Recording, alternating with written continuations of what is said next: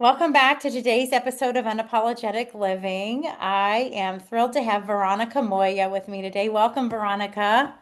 Hi, thank you for having me. You're so welcome. I'm glad to get to meet you face to face like this. It's always exciting to meet new people. I love learning from others, and I love that. I think what you are doing, I think, is so important for the collective with your mindfulness work. You're a children's wellness expert on mindfulness, right? Yes, And I think that in today's busy world, that it's such an important tool for the toolbox. And the younger that we can, you know, inspire individuals to integrate this tool into their life, maybe life, they can move through life with more ease. Because I know as an adult, right, it was not something that I learned. I would say that my yoga practice is what first brought me to any sort of mindfulness practice at all, any sort of mindfulness based. And and I don't even know how else I would say that, but my mindfulness experience really was through yoga. right. But I think with kids today, the busyness, social media, all the things that are bombarding our senses, being able to tap into the present moment is so important. Yes, exactly. Well, that's the hope that to alleviate future pain. And you touch on something very important. So when I started my practice a few years ago, I noticed that I would only get moms with kids that had some kind of issue, some behavioral or emotional issue. Those were the only people who would come and see me.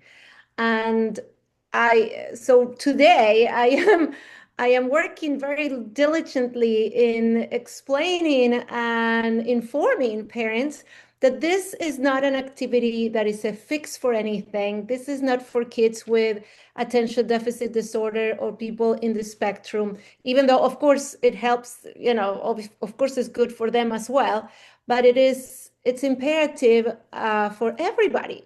This is why I call it mental hygiene, because it is just as important as brushing our teeth every day. We take care of our bodies, we take care of our minds, our brains. We study, study, study, study. We analyze, we speculate, we think, we use our brains so much, and we use our bodies, obviously, right? For all the time, for everything.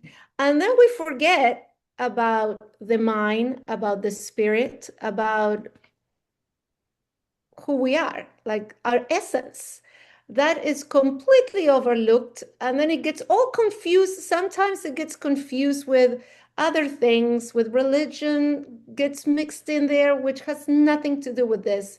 Mindfulness is being present, paying attention to the present moment, paying attention to who you are, how you operate. That's why we have, the basic one is, like you said, breathing, like taking a deep breath.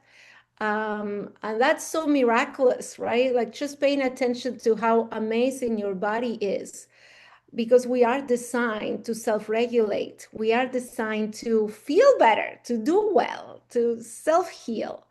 And yeah, I think if we all had learned this tool, if we had started using this when we were younger, perhaps today we will be less anxious, less self-sabotaging, self-defeating, and all the stuff that a lot of us, I think all of us adults go through, uh, emotional roller coasters.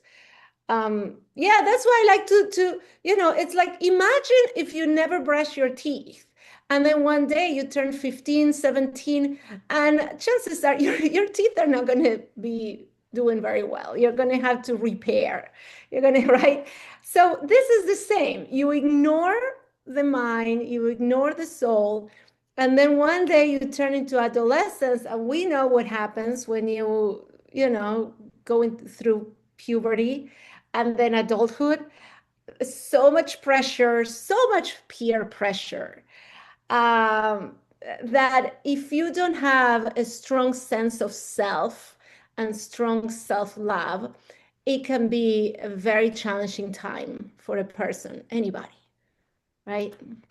Oh yeah, puberty's difficult. And then you throw in social media, Instagram, TikTok, peers, and you can't tune in. I also think that we have many who find their way into high school over medicated, for one. I find that individuals turn to medication before such a practice as mindfulness or simply being present, and they are uncomfortable with the roller coaster that life does present us, thinking that life should always just feel good.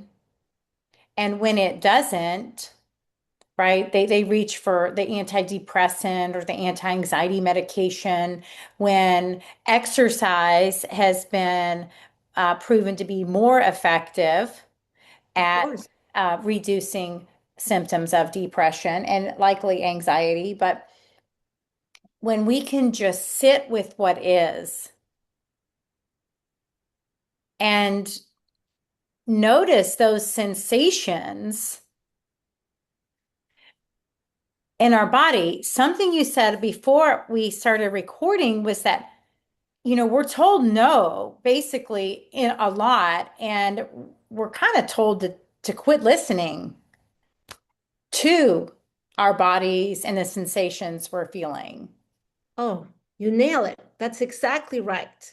You learn to behave as the world's presented to you. You learn to listen, to watch, to imitate, to copy, to be good, to fit them all, right? You had to go to school, you had, and this is, oh, I mean, we all know this. Like a child who's, so I do work a lot with kids with ADD, and part of the ADD thing, part of the myth is that they have attention deficit. They call it the problem with attention, but it's not. It's actually an abundance of attention. It's just not directly directed where the world demands it to go. So people with ADD are deeply sensitive, and intensely present to the things that they light them up.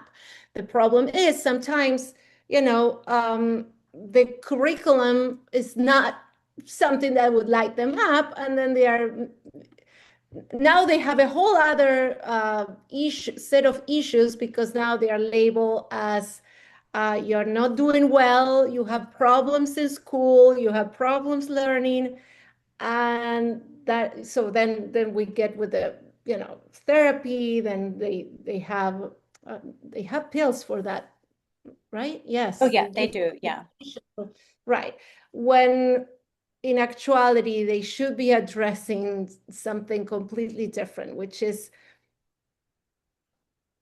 being present and giving yourself permission that it is okay. It is okay not to get it. We don't have to all be good at everything, because that's another thing that's happening now. And like you said, with the TikToks and all this stuff, everybody's great. I mean, there's so much fakeness and we believe it, right? The filters and the dancing, and everybody's a superstar.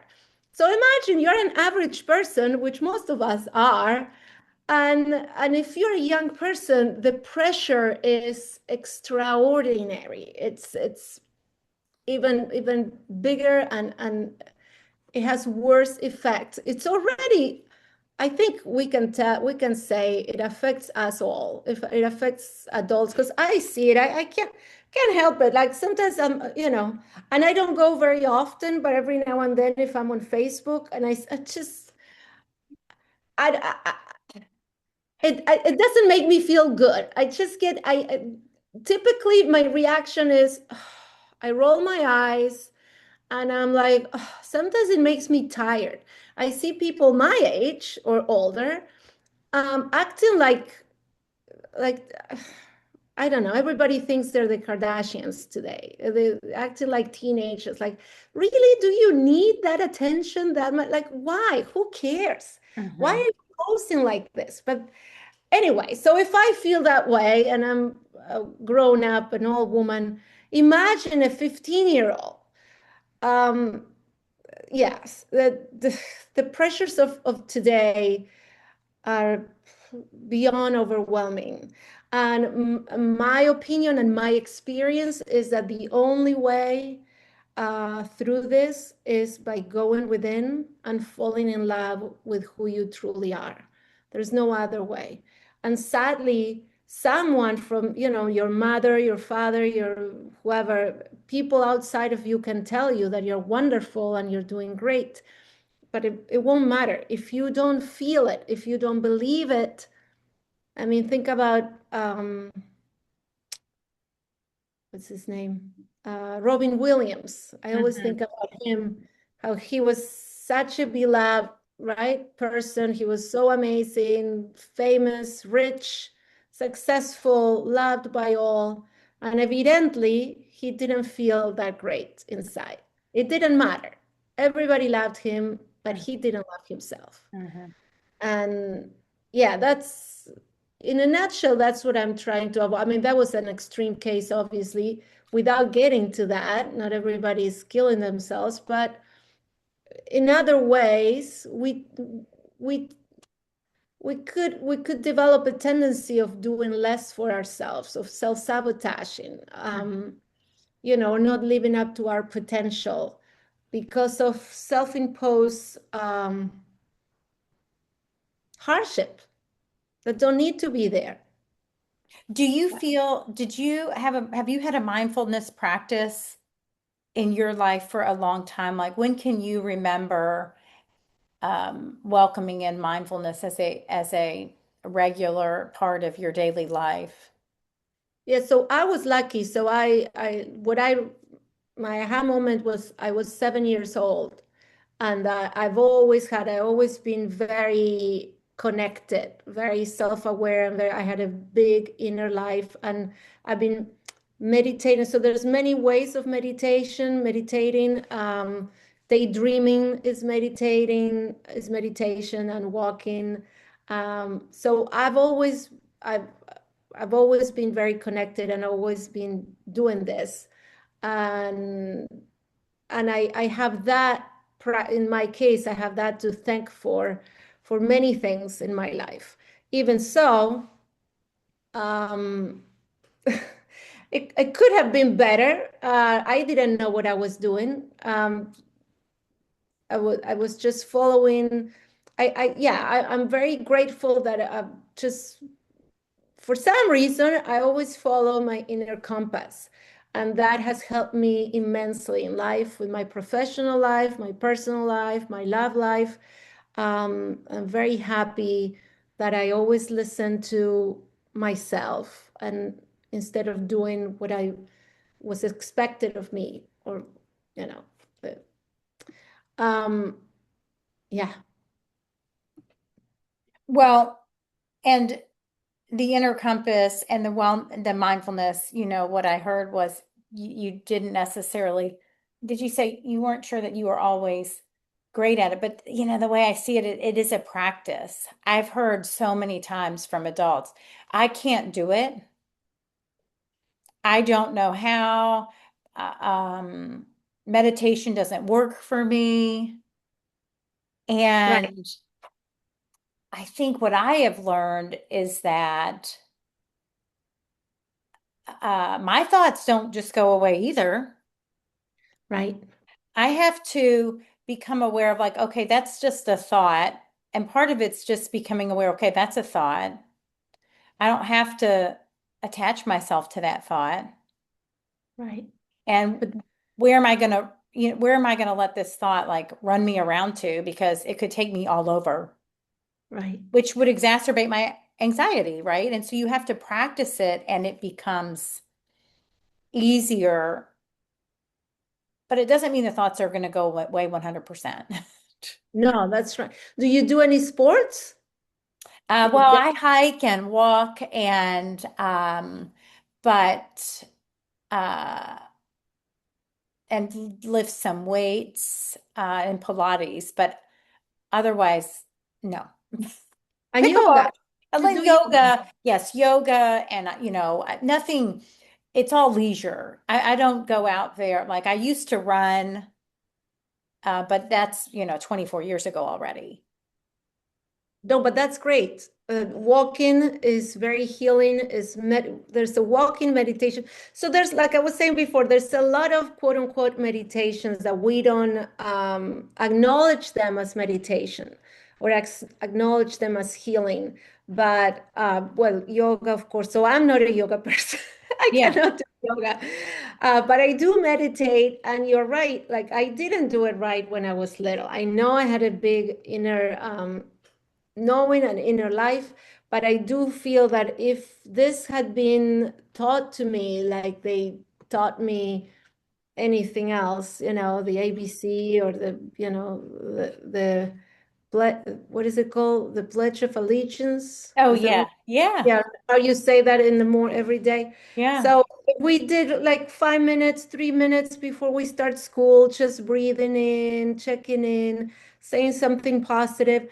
I mean, how amazing would that be? It's so simple, it's so small, so harmless, completely secular. It's just about checking in, acknowledging that we have amazing bodies that are here to help us to do well, and then you start your day. If I had known this is a thing, I think today I'll have a lot less insecurities and self-defeating thoughts. That's my thing, and that's why, as I was telling you before, usually when we start working on something like this, it's usually based on our own experience. So for me, self-love and self-acceptance are big.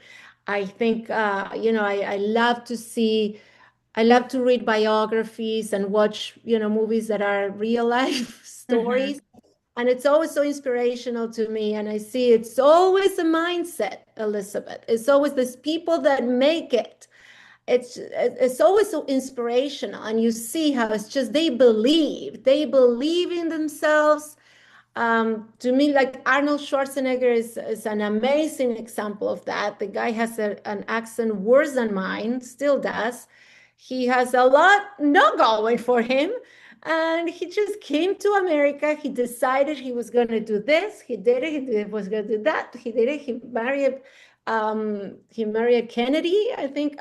He's accomplished so much. Everything he set his mind to, he did it with the accent and all, with looking a bit goofy and whatever, didn't matter. And like him, so many other examples. um so yeah, so I'm passionate about helping kids grow up with that self-confidence, self-love that we so desperately need. Like I was telling you before, when you're little, you're being told no, and you're being shown everything you did wrong, because this is how we teach, right? No, wait. And if you're doing something that's a little bit dangerous or scary for the adult will lose it. And you as a little kid, you internalize it, right? You get stop in your tracks. And we learn that later on this plays a part in life. Sometimes you just create patterns. Because that happens and we cannot avoid it. It happens to everyone's life. We all go through this growing pains. So it's important to me that parallel to that, we also teach them that, hey, wait a minute, yes, this happens. This is a fact. This is life, right? But there's also life inside of you. There's also a world in there, and you are magnificent. And if you can connect. So, what you said, it's really hard for us adults to start meditating, and that's 100% true. But what I notice is that with the little ones, especially the 5-year-olds, they get into it much easier, Hmm. which I found fascinating. Um, I think it's because they just came from the non-physical, so they are already they're there. So it's easy. So even more reason to start at that age so they don't lose it. That's the goal, right? Not to lose it. So when we grow up, we're like, oh my God, what am I gonna Yeah. and trying to have, make a list of what you have to do and Yeah. And I think they naturally find themselves there uh when they're younger, but you slowly begin to lose it. You begin to disconnect from it. And I yeah. agree that they've just kind of like, and through like Rudolf Steiner's work and anthroposophy, they've just come from the heavens essentially. So that like first 0 to 7 years old is they're still in this, like they're just kind of in between. Right? And so, you hear of these children who just knew something, and you don't really know, they don't even know why they knew something. Um, and and they can just access it easier. Yeah.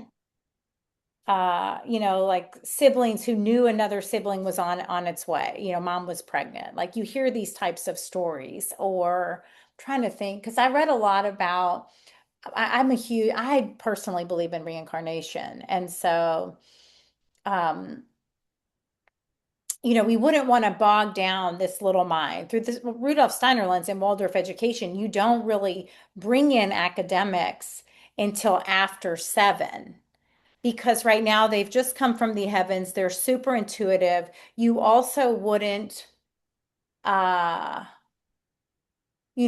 bombard them with loads of information, which is why I Yeah. chose this for my kids, because like, why bog them down? You also would I think today with all the stuff and even the TV programming, when we don't give our kids to just be without the stuff, without SpongeBob SquarePants TV show and this, that, and the other, what studies have shown is that kids actually mimic what they have watched versus intuited or been a conduit for like however they actually want to play. So this begins, like we start shaping them in today's world very early.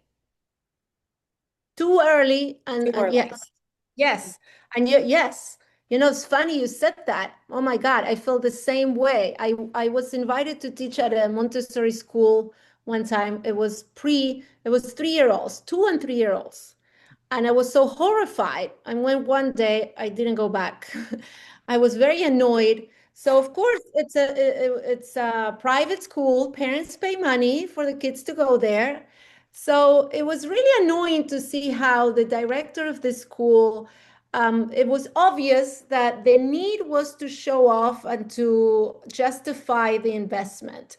So when I came in, they're so stupid, whoever was organizing this, they gave me the kids after nap time. So they woke them up. Why are you waking them up? The kid is 2, 3 years old. They need to sleep. Maybe they need a few more minutes. Let them sleep. Hmm. They'll wake, they have a time, so they had to get up. They had to get up. So they bring them up. Some were crying, some were still waking up. So now you're bringing them to me. We're doing mindfulness. It really should be done before nap time. So I calm them down and then they go to sleep. That would be the logical. Anyway, then after me, they had a new class they were very excited about, which was chess. They were going to teach them chess, how to play chess, 3-year-olds. And I was like, seriously? Like, what? Just let them be. They're discovering their environment, they're discovering their bodies. They don't, why are you giving them? It was just so obvious to me. And the kids were so fussy. They were trying to keep them, these very, very, very young toddlers, in boxes and in expecting them to behave in a certain way, which was completely out of I couldn't understand someone. I have a little background in developmental psychology. um I just I don't even, I think it's common sense, and that really annoyed me. And I said, no, I don't think this is right. I don't think, they're too young for, at least for my activity. We don't need to teach them to meditate at 3 years old. It's fine. They're already doing it. They're on a meditative state constantly. Hmm. So no, thank you. But yeah, like you said, it's too much. Is this need from today's parents to excel and succeed and overperform, especially new parents and yes. No, and that's my message. Your kid, the soul knows, and the soul knows what it needs. So your child, even though it came from you, um, they have their own journey, they have their own path, and you should know and trust that everything will work out for them, and Hmm. just guide them and show them and accompany them in their journey. But forcing has never worked. Yeah, yeah, I really tried to do that with my kids. They're 24 today. My son turned 24 and my daughter is 20. And one of the things that was really important to me was that they follow their passion and stuff that they truly enjoyed learning about. Because what I saw is that, so I have a master's in elementary education, and when I student taught, I was like, this isn't a fit for me. I couldn't teach in the school system, but I also knew it wasn't a fit for my kids. Well, it wasn't the environment in which I wanted my kids to grow up in. Mhm. Um, and I guess if I'm really honest, I don't think school's in a building. I think, so I homeschooled. And my son was home till he was 10. He entered fourth grade. And then my daughter was home till 7. And she entered, and they went into different schools. But but what I had seen and what it looked like to me, well, I found Waldorf education, and I love that Waldorf really honors the child. Are you familiar with it? Yes, I love Walt. Yes, I And like. and lots of time outside, lots of time like getting into their bodies, as you mentioned, instead Mhm. of trying to teach them this stuff. And they also don't give the children textbooks. The children create their own textbooks, and the children learn through stories. They take that to their sleep world, and then the next day, the class comes together and talks about it, and they create a textbook, which what they called it a main lesson book with art and and they would write with these beautiful colored pencils or beeswax crayons. And so to me, it really honored the child, but they were also integrating movement into what they learned because, So this important. sitting at a desk, again, I just like missing. I know. And then you wonder why they misbehave. You're really trying. Imagine doing that to a puppy. You Right. wouldn't, yeah, It wouldn't nobody work. would do that. It's Yeah. just so unnatural. And today, this is so sad. I don't know if you notice, your kids are adults now, but if you go out to a restaurant, you'll see the kids. They're always they have a an iPad, they have a tablet, because the parents cannot be bothered. They cannot deal with a bored child or a child who's going to request their attention or be disruptive or right. We didn't have that when we grew up. I used to go out to eat with my parents, and sometimes they would stay longer than I wanted to, and I was bored or I was tired, and that was okay. And it is necessary. That's the thing. But today, it really it's puzzling to me. It's a head scratcher because I think parents today are very well-meaning. They're much more conscientious about health and healthy habits and foods and things like that. So when I see the kids with the iPad, I don't understand. And young, and usually they're toddlers because the mom is just they can't hear them scream or cry anymore, and like just yeah. Yeah, it's yeah, we're just I could go on. I mean, I could go on and on about all the ways in which I feel like we're failing our children. Um, and I do think it's incredibly unfortunate that we are missing the mark in so many ways. And I myself am going to be a grandmother in October.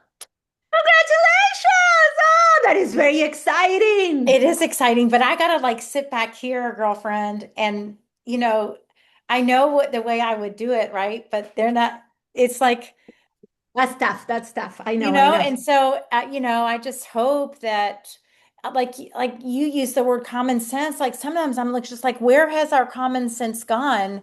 And we really did eliminated screens as much as we could. Like that was one of their dads. Their dad and I aren't together. That was like one of our biggest fights. Like I want this freaking TV off, and I want our kids to just be and play and explore and feel into their bodies. And so it remains to be seen. It's hard today, and I know it's hard for parents out there, and I know it's difficult for parents with children and trying to keep up, as you said, with the Kardashians and all of the things. Um, I know that and that's where I think this tool, this mindfulness practice, like if kids knew that they could access this every single day right before they go to bed, or sitting at their desk in class, if that's wherever they are, like I know I can bring it into sitting in traffic or standing in the grocery line. Yes. Yes. Yes. So I like to um um I mean, I'm conscientious. I am aware that meditation is not a sexy activity, and there is resistance.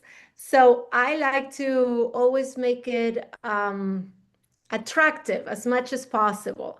So I work very closely with teachers. I was teaching at public schools that they were in New York City.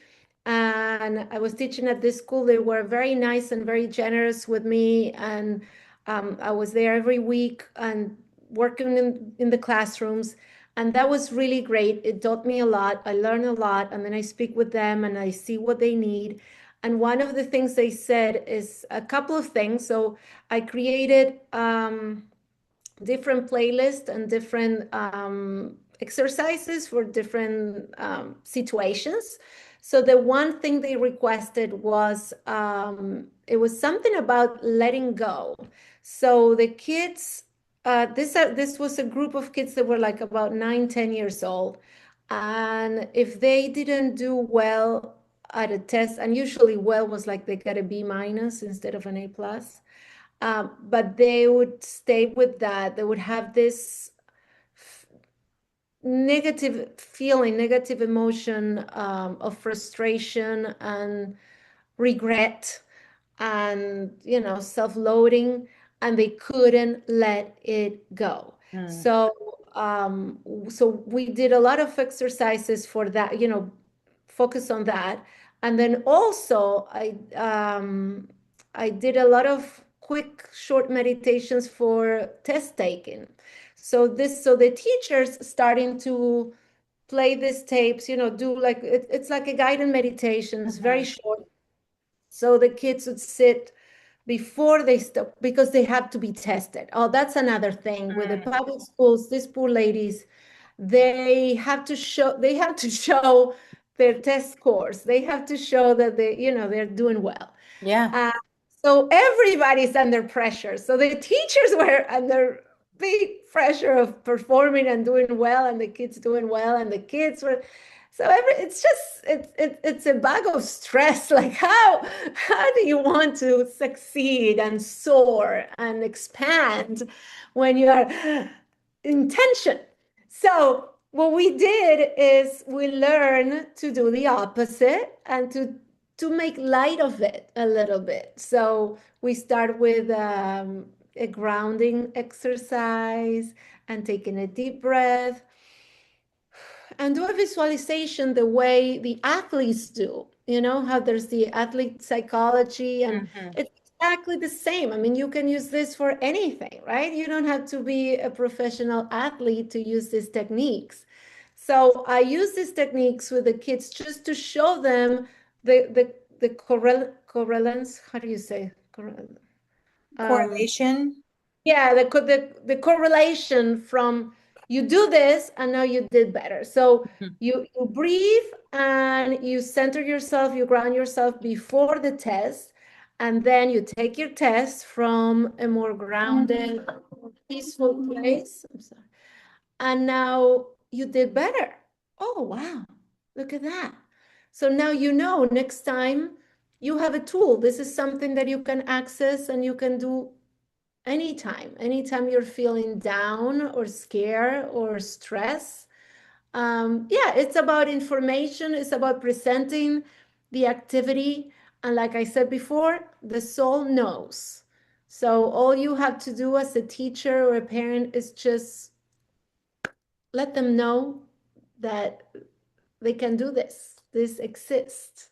Hmm. And when they need it, let's just go for it. Yeah, and it works. As you said, it's secular. Anyone can integrate this practice. It's just, and you also mentioned that there are multiple ways to practice mindfulness. And I believe you probably share those. Like I know you offer treats or retreats. They're specific to children, right? Yes.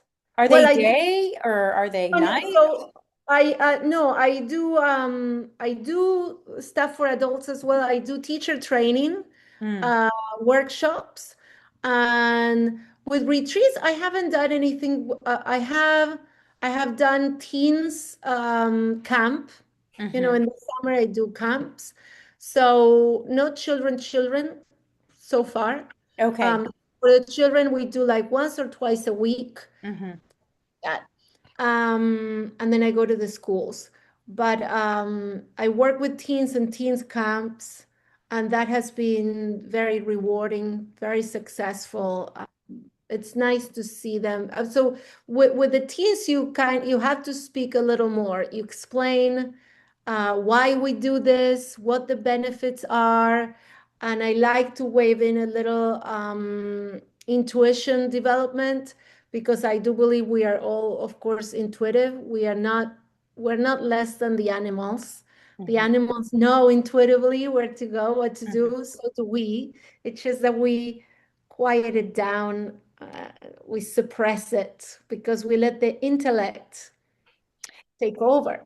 Yeah, I was going to say, I find that we're overeducated in so many ways, and we've shut out that intuition or that inner guidance system, and it is there for it's there for all of us. And being present can shut down some of that mind chatter so you can actually hear it, right? Because Yes, otherwise you're okay, let's say you've got a big decision to take a new job, right? And you're getting messages from, oh, this is a bad idea, wah, wah, wah. There's all these reasons why you shouldn't.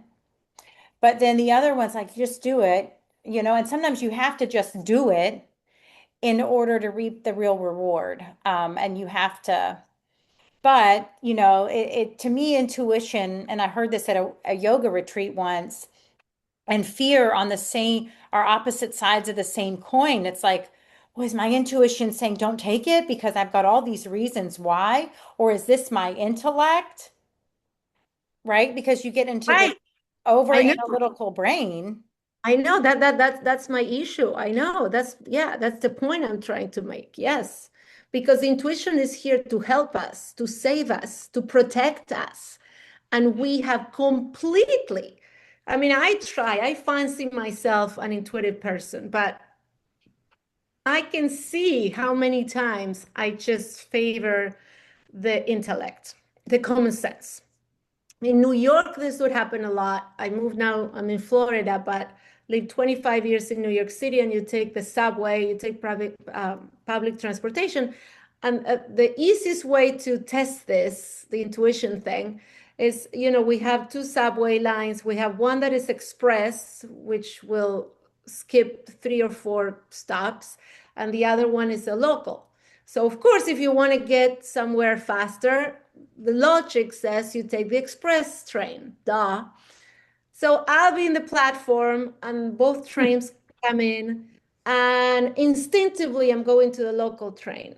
And then I stopped myself. I said, no, wait, makes no sense. The other one is here. Let me go to the express.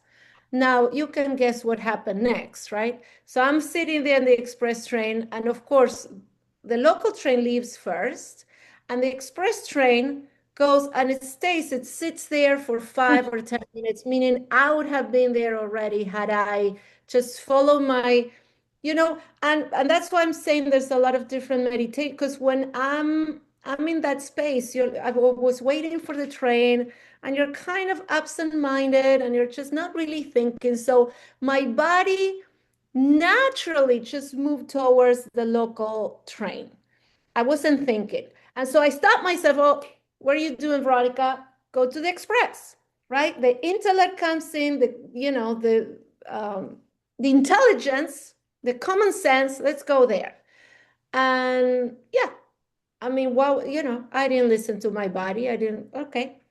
So that's a very easy way to see that, the two sides in action, how one works. And but then, like you said, I mean, we have, so yeah, the idea is to become one with it, to recognize it. So then when you have big decisions to make, what career to pick, where to go to school, what friends, oh, I have that too. Like I recently moved here, and I made new friends, and I'm just not clicking with them. They're fine. I find that I gaslight myself, right? Because I talk to myself. I said, but they're not. Why? They're good people. They're this. So I try to convince myself that why don't I like them? Why can't I? Mhm.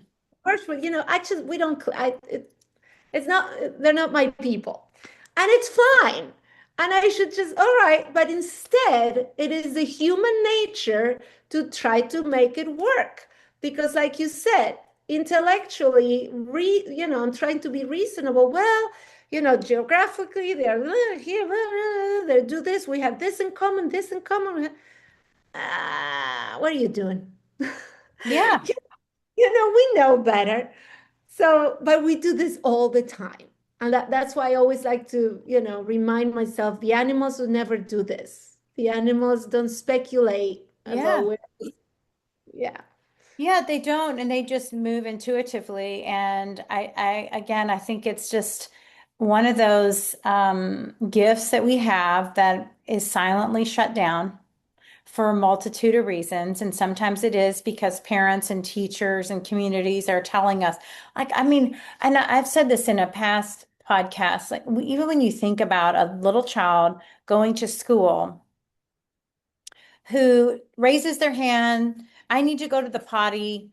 Can I go? Teacher says no, right? So then the child begins to tune out or quiet the sensation of needing to go pee, right? So they're being told, no, you don't. No, you don't, right? And Yes, and that's just like one way in which, no, you can't do that. No, you can't this, and or you can't wiggle your hands or feet or tap the pencil, even though that I might know. be Oh, helping yeah, their nervous system. There's all of these no's I know. again to encourage individuals and these little ones in particular to fit into a very perfect mold Yes. that may or may not truly help them expand and grow and evolve. Mhm. right? I mean, Yes. you're literally on this ball, and instead of expanding, you become kind of stuck. Yes. Yes. So if you Yes. have the tool and you know it's there, you can always turn to it, and it's easier to listen.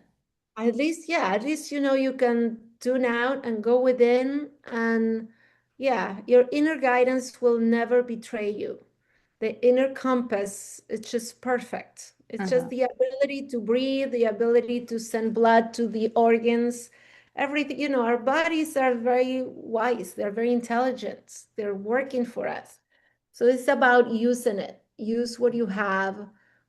And today, more than ever, and because of all the reasons that we said, that we talked about today, kids are not encouraged to play outside anymore as much as we used to. They're not encouraged to be a menace, Tasmanian devils. Remember? I mean, I remember growing up, there was so, you know, uh, today I see them a lot more composed, as if that was, as if it's normal, but it's not normal. It has become normal for some reason, and that's a little bit scary. What's happening? That's not, that something is off. Yeah, yeah, It's okay if they're forced to sit straight and to not speak and to do this and to do that. At least give them the opportunity to go within and to have an inner life and to become best friends with their inner guidance. So when they grow older, they're not as stifled, because I yeah. think that's what's happening. We stifle ourselves, all of us. And again, I see it in me. I see like, um, yeah, Yeah, we get in our own way. Um, yes. so where can people find your work? Okay, so my Because I know website you is, have some programs, right? yes, so I'm veronicamoya.com. I do have programs for kids, and like I said, I have adult training as well if anyone's interested in the mindfulness program. And I'm happy to go to schools. And I have a YouTube channel that I encourage you to check it out. It's also my name, Veronica Moya, or Mindful V. And I recently started a nonprofit called Mindful V, it's mindfulv.org, which, it's about bringing mindfulness to every school, and we're working on it. So Um, then do you train individuals to go into schools all over? yes, Is that kind of the mission? yes, and training the teachers as well. The Okay. thing is, with this, so it's two things, right? If I can train if the teacher is into it, it's awesome. It's, again, I think this is very easy. It's an easy activity. If you're into it, you'll do it. It's great. If the teacher is not into it, and I haven't encountered this, like sometimes schools will hire me and I come and the school makes the teachers just show up for the class, whether they want it or not. They just have to, Hmm. do the class. And that's kind of harsh, because then you see some people that are just absolutely not into it at all. They can't even close their eyes. They can't even try. So that's sad. But if that's the case, and still, so they could still play the video. I have this program that is a 5 minute every day. Like I said, it's to start the morning in a mindful way, in a positive way. We start with stretches, a guided meditation that's 2 or 3 minutes long, tops, and then a positive affirmation before we start the day. So if the teacher doesn't want to do it, she can still play the video and have the kids do the activity. You can't force, Yeah. yeah, you can bully anyone into enlightenment. Um, but if they're into it, then it's a lot richer, and of course is better, because if the teacher understands the benefits of this for everybody, especially for them, then you cannot afford not to do it every day. We're talking 3 minutes a day. It's Hmm. absolutely nothing. And they spend so much time yelling and telling them to be quiet and to sit up straight. So with a few schools that truly have tried it, we've seen incredible results. like truly remarkable. And that makes the teacher that encourage them to keep doing it. Again, it's not a sexy activity. It's an experiential activity. You have to start, you have to do it to see what happens. So anyway, I hope the listeners would go and check out my YouTube channel. I have different playlists. So I have nighttime meditations, gratitude exercises that you can do as a family, and the morning mindfulness, and then some affirmations, guided meditations, gratitude exercises, and then some meditations for different situations. I love it. Yeah, 3 minutes, 3 to 5 minutes. I was just trying to figure out how many minutes there are in a day, and there's 1,440, and it really is something that you can't. You do have to experience it, and I think you have to give it some time to like. Again, people who are like, no, that's not for me. I can't do it, or yoga is not for everyone. And uh, the true definition of yoga means to unite with source. So you're just becoming one and still so that you can quiet the mind. People think it's just poses and it isn't. And I can't say that, I love doing yoga, even though I teach it. But what I do know is that I've been practicing yoga for, let's see, I'm 48. I went to yoga at 22. So whatever that is, Mhm. 26 years. Off and on, I'm not a daily yogi. Mhm. Uh, but um, I don't know what life would be like without it, right? And so sometimes and really it has more to do with the stillness and mindfulness that I've learned from that practice. Of course, it's great for me because I have scoliosis, so the actual physical practice is good. But, where would my life be without it? And sometimes you don't know until you give something a really solid go to know I how it's going to impact you physically, mentally, emotionally, spiritually, how it's going to lead your life and create changes that you could never guess. I know. I Mhm. know. Yeah. It is magical. Yes. Yeah. So I love the work you're doing. I think it's so great that your goal and mission is to get this into the hands of children and individuals earlier because I think that's imperative for where we need to go if we're going to make change in the collective consciousness. Mhm. Yes. Yes. You I know, and know. and every one person practicing or implementing this or bringing this into their life, right? Whether or not the other people around them are or are not, right? That ripple effect. Yes. The ripple effect. Yeah. Yes. Of And so, course. and when we're doing that and we're taking care of ourselves and we're tuning in, we're taking a moment, 5, 10, 15, 20, whether it's a walking meditation or just like finding a quiet spot, um, that absolutely can make shifts in others and they've done nothing to change. You know what I mean? Yes. Yes. Of course, because we're all connected. Yeah. Yeah. Yeah. Well, thank you so much, Veronica, for joining me. It's been a Thank you, pleasure. Elizabeth. It was Yeah. great Yeah. chatting with you. Yeah, likewise. Thank you. Thank you. And be sure to check out Veronica's work and your nonprofit. All that information is there, mindfulv.org. Is that right? And then Yes. Veronica Moya, Moya.com. Thank Awesome. you. Thank you so much.